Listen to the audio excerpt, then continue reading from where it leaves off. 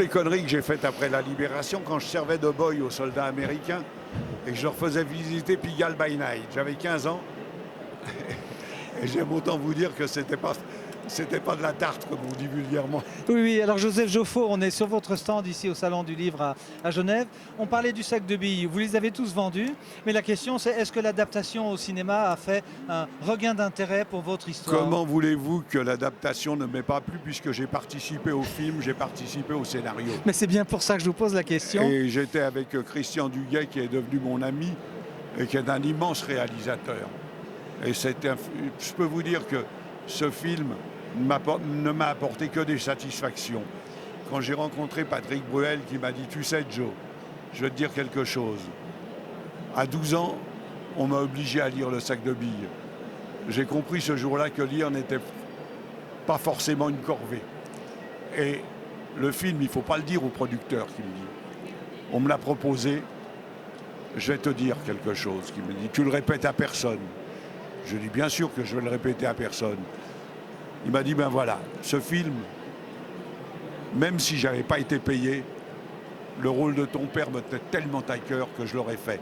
Et c'est vrai, quand Patrick a joué le rôle de mon père, j'ai été moi-même très impressionné. Vous aviez l'impression d'avoir votre papa? À un point tel que j'ai vraiment eu l'impression qu'il allait bien au-delà de son métier d'acteur. Il allait dans votre conscience, dans vos émotions? Absolument. Je me suis retrouvé en culotte courte, dans des circonstances qu'on voit dans le film, quand le petit Jojo prend 3 claques pour ne pas avouer qu'il est juif. Je trouve que vraiment, c'est du grand cinéma. Par les temps qui courent, est-ce que c'est utile de rappeler quand même qu'il y a eu cette sombre période? Il y aura de l'antisémitisme. Attendez, mais toujours. L'antisémitisme, il existe toujours, à un point tel que l'autre jour, un grand média dont je ne citerai pas le nom parce que je n'ai pas cette vocation d'être délateur, demandait à ses auditeurs de boycotter les produits israéliens. Il fallait mettre une étiquette jaune sur les produits israéliens qui arrivaient en France. Comment vous trouvez ça? Moi, ça m'a rappelé le temps où dans les boutiques juives, on devait mettre une affiche jaune, où on m'a mis à moi une étoile jaune.